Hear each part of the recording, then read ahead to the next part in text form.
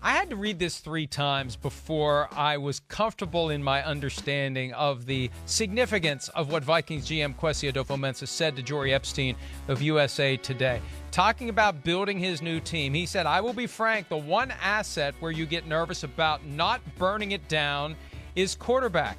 We have a good quarterback, but we don't have Tom Brady. We don't have Patrick Mahomes.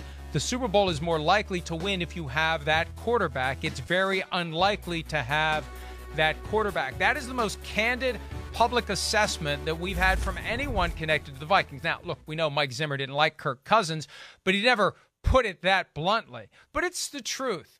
You're more likely to win a Super Bowl if you have a great quarterback. Most teams don't have a great quarterback. And that's fine. The fact that he took it a step farther and said you get nervous about not burning it down at quarterback, I think the problem is, and I had plenty of people arguing that the Vikings should get rid of Kirk Cousins. I know my son, a big proponent of getting rid of Kirk Cousins in the offseason. Who do you replace him with? Yeah, that's right. the problem. Right. You're not going to get Tom Brady or Patrick Mahomes.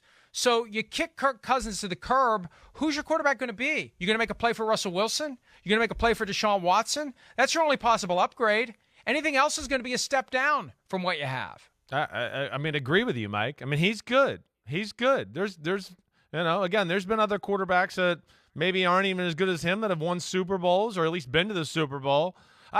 My thing here is, and I have a lot of respect here, for Adofo-Mensah. I really do. I know a lot of people who know him. They have respect for him. I don't understand what good it does to say this. I don't understand what good it does to help your football team. And I'm not going to lie, even with all the respect, it seems a little excuse making a little bit. And that's where I don't love it. Again, in advance. I know. And again, making your excuses in advance. We know. Yeah, right. It's easy to win the Super Bowl, or easier if you got Elway or Patrick Mahomes or Brady. We get that. But this seems like a cop-out to a degree. I mean, again, there's other teams. The Rams, we didn't think Matt Stafford was that guy until what? Oh, he was that guy until he got on that team. We've talked about Nick Foles. We talk about the Rams with Jared Goff. None of those guys are the guy or that, but they got there and did it. So that's where I don't love that conversation. I don't think that's fair to Kirk Cousins, and you kind of put him in a bad spot there. This is a lesson to a first-time GM. When you're in your office meeting with a reporter, having a fairly casual conversation, you need to be aware those words are going to be the same as if you uttered them at a press conference. They're going to have traction, and the setting may dupe you into thinking. And this is just part of gaining experience in the job. Anything you say can and will be used against you when you're in a job like that. And he got a little too comfortable. What he said is accurate.